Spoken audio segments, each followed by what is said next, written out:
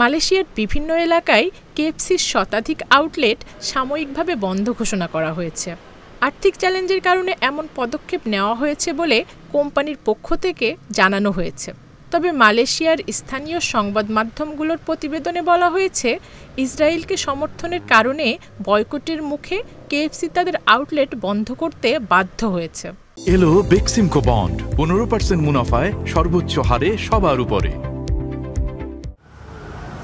অন্যান্য মুসলিম দেশগুলোর মতো মালয়েশিয়াতেও বিভিন্ন পশ্চিমা ফাস্টফুড ব্র্যান্ড বয়কটের মুখে পড়েছে। গাজায় ইসরায়েলি বাহিনীর হামলার প্রতিবাদে বিশ্বজুড়েই ইসরায়েলি পণ্য বয়কট করা হচ্ছে।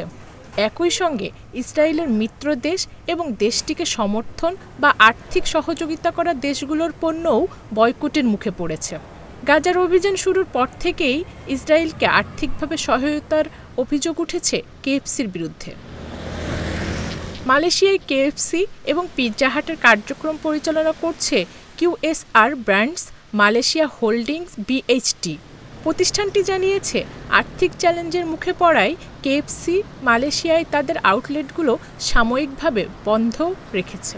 প্রতিষ্ঠানটি জানিয়েছে, আর্থিক চ্যালেঞ্জের মুখে পড়ায় কেএফসি মালয়েশিয়া তাদের আউটলেটগুলো সাময়িক সময়ের জন্য বন্ধ করেছে। কেএফসির কতগুলো আউটলেট বন্ধ করা হয়েছে তা উল্লেখ করেনি সংশ্লিষ্ট কর্তৃপক্ষ। তবে স্থানীয় সংবাদ মাধ্যমের প্রতিবেদনে বলা হয়েছে, দেশটিতে শতাধিক আউটলেট বন্ধ করা হয়েছে। গত 7 অক্টোবর হামাসের হামলায় ইসরায়েলের 1200 জন নিহত হন। এরপর থেকেই গাজায় বিমান ও স্থল হামলা চালিয়ে যাচ্ছে ইসরায়েলি বাহিনী। প্রায় 7 মাস ধরে চলা এই হামলায় এখনও পর্যন্ত 34,535 জন ফিলিস্তিনি নিহত হয়েছে বলে জানিয়েছে গাজার স্বাস্থ্য মন্ত্রণালয়, যাদের বেশিরভাগই নারী ও শিশু।